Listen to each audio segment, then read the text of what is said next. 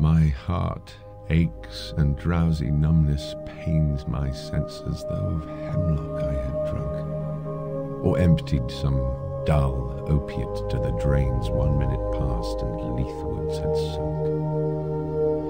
'Tis not through envy of thy happy lot, but being too happy in thine happiness, that thou, light-wingèd Dryad of the trees, in some melodious plot of beechen green and shadows numberless, singest of summer in full-throated ease.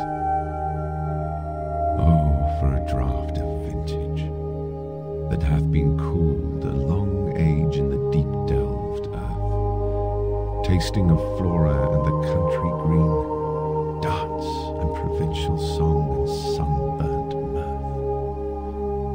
Oh, for a beaker of the warm south, full of the true, the blushful Hippocrene, with beaded bubbles winking at the brim and purple-stained mouth, that I might drink and leave the world unseen, and with thee fade away into the forest dim.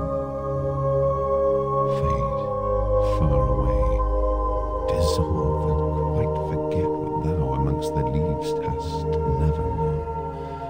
The weariness, the fever and the fret here where men sit and hear each other groan, where palsy shakes a few sad last grey hairs, where youth grows pale and spectre thin and dies, where but to think is to be full of sorrow and leaden-eyed despairs, where beauty cannot keep her lustrous eyes, or new love pine at them beyond tomorrow.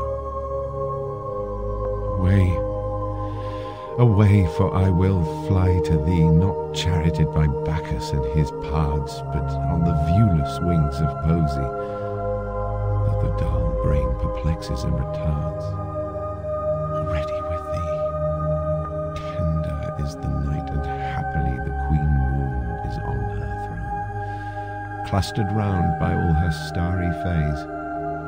But here there is no light, save what from heaven is with the breezes blown through verdurous glooms and winding mossy ways.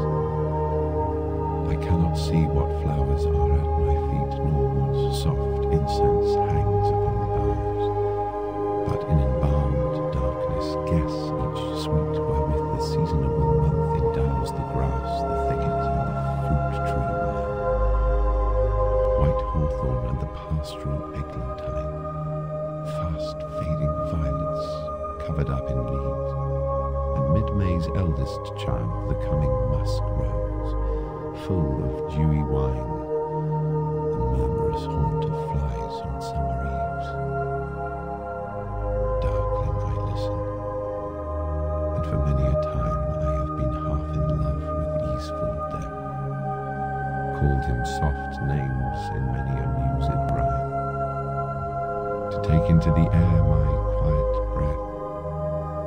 Now more than ever seems it rich to die, to cease upon the midnight with no pain, while thou art pouring forth thy soul abroad in such an ecstasy. Still wouldst thou sing, and I have ears in vain, to thy high requiem become a sod. Thou wast not born for death, immortal bird, no hungry generations tread thee down. The voice I hear this passing night was heard in ancient days by emperor and clown, perhaps the selfsame song that found a path through the sad heart of Ruth, when sick for home she stood in tears amid the alien corn, the same that oft times hath charmed magic casements, opening on the foam of perilous seas in fairy lands forlorn. The very word is like a bell to toll me back from thee to my soul's self. Adieu. The fancy cannot cheat so well as she is famed to do deceiving elf. Adieu, adieu. Thy plaintive anthem fades past the near meadows, over the still stream, up the hillside, and now 'tis buried Was it a vision or a waking dream?